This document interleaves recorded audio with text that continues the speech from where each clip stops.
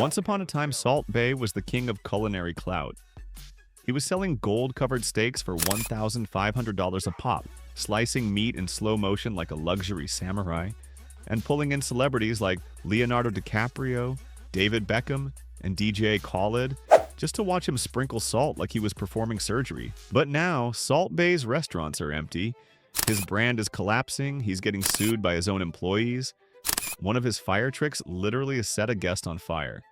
And some people are even speculating he's heading for bankruptcy. So how did Salt Bae go from meme icon to full-on cautionary tale? Let's get into it. At the height of his fame, Salt Bae turned a viral moment into an empire.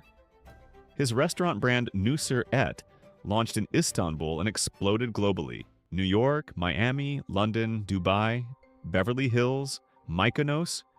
Every luxury hotspot had a Salt Bae steakhouse. But these weren't just restaurants. They were gold-plated Instagram sets. He was selling $100 burgers, $1,000 steaks, and milkshakes with literal gold flakes in them. That's not a dessert. That's a dental hazard. But it didn't matter. People were buying it because at the time, Salt Bae wasn't a chef. He was a brand, a meme, a lifestyle. But that kind of business is built on attention, not substance. And once the attention fades, the collapse comes fast. Let's start with the lawsuits. In one case, 4 workers claimed Salt Bae was stealing 3% of their tips. When they called him out, he allegedly fired them on the spot. But that's just the start. Multiple former employees have described working for Salt Bae as hellish. Some said it was like the Hunger Games with steaks. Others compared him to a dictator, not a metaphor. One lawsuit literally compared him to Tony Montana. In 2023, Business Insider published an expose featuring 9 former employees from 6 different Salt Bae restaurants. Wage theft, verbal abuse, discrimination, forcing female workers to dress provocatively, random firings for no reason. The list goes on. One ex-manager summed it up perfectly. He thinks he's a god. His world is just Instagram and fame. And that's the real problem. Salt Bae wasn't building a restaurant empire. He was building a shrine to himself, and the food was never that good. Let's be real, no one was paying $1,000 for taste. They were paying for TikToks. It was food as clout. And once the clout dried up, so did the crowds. In 2024, 3 of his New York locations shut down, including Salt Bae Burger. Yes, that was real. He was charging $99 for a milkshake and $100 for a burger, like he was running a gourmet Krabby Patty operation for billionaires. And he truly believed this was a fair deal. Is it so expensive? We are not expensive. This is, perception, not reality. Our product, best of the best. Sure, man. That's why your London flagship saw a 48% drop in profit and a 31% decline in sales. Things got so bad they started turning off the heat in winter. Customers were literally freezing while dropping $600 on tomahawk steaks. Even TripAdvisor said, no thanks. The restaurant ranked 14,570 out of 15,700 in London. That's the bottom 4%. I've seen gas station food with better reviews. In Greece, daily bookings plummeted from 600 to just 200, a 67% drop. In Boston, the location got shut down a week after opening due to fire code violations, broken appliances, and overcrowding.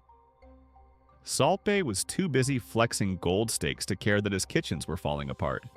And speaking of flexes, let's talk about his worst one yet. In January 2024, Salt Bae posted a bill from his Dubai restaurant totaling over $150,000.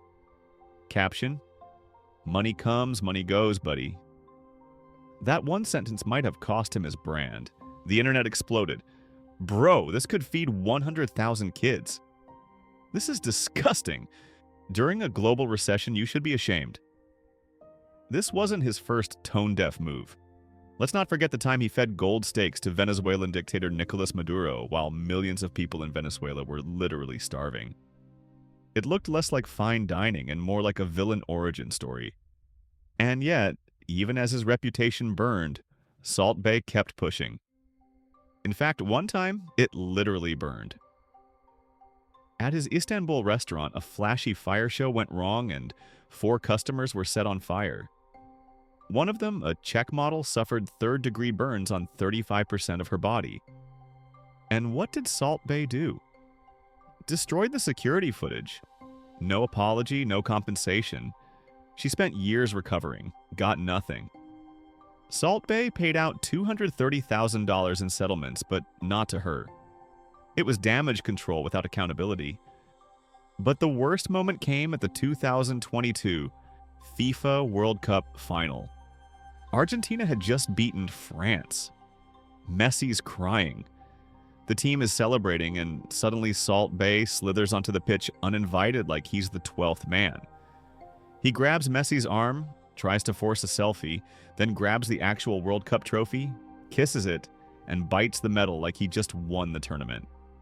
Messi's face said it all. Who is this guy and why is he touching me? FIFA launched an investigation. Salt Bae got banned from future events, and his excuse? You know, I love Argentina, I love football, and this is the accident. Before I don't know the rules, now I know the rules. Next World Cup, I never touch the World Cup. I go to, of course, stadium, see the match, but I never touch again. Come on, man. You think you can just wander onto the World Cup pitch during the biggest sporting event on Earth? That's not confusion, that's delusion, but it didn't end there. At the Champions League final, Salt Bae tried to sneak in again. Security saw him coming and shut it down. They physically escorted him out. Embarrassing, and then, like a true meme relic, he tried to sign autographs on his way out. Nobody wanted them. The sad truth. Salt Bae believed the meme too hard. He built his empire on gold flakes and Instagram filters. Not quality food, not service, not sustainability. Now his restaurants are closing, his staff are suing, his online followers are dipping, and the very fame he worshipped has become the thing that's devouring him. He went viral, yes, but you can't build a legacy on memes. At some point, the steak has to actually taste good. So, moral of the story? Clout fades. Bad reviews don't. And no amount of gold leaf can cover up a crumbling business. Let me know what you think in the comments. Was Salt Bae always a scam? Or did he just get lost in the sauce? Literally? Like, subscribe, stay humble, and I'll see you in the next video.